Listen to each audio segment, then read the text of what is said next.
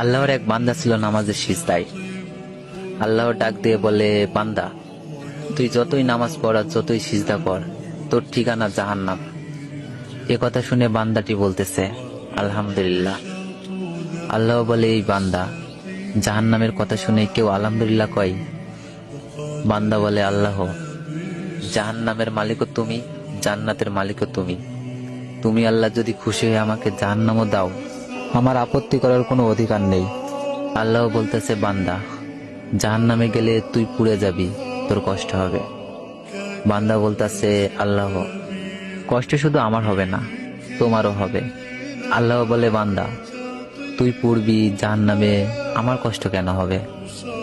বান্দা বলে, আল্লাহ, মায়ের কোলে সন্তান যদি পানিতে পড়ে যায়, তাহলে দুনিয়ার কোনো মাই যেমন দূরে দাঁড়িয়ে থাকতে পারে না, দৌড়ে গিয়ে বাচ্চাকে কোলে নেয়, আমার বিশ্বাস ওই মায়ের চেয়ে কোটি কোটি গুণ দয়া তোমার বেশি।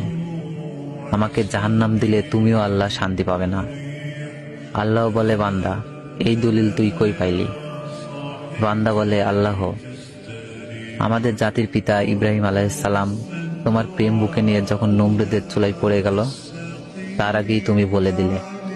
আমার দিকে তাকিয়ে দেখো, আমার কলিজা ভরে শুধু তুমি আছো, আর অন্য কারো জায়গা নাই। আল্লাহ বলে, বান্দা, আমার প্রেমের ভক্তি নিয়ে যদি কেউ জাহান্নামেও যায়, আমি জাহান্নামকেও জান্নাত বানিয়ে দিব। সুবহানাল্লাহ।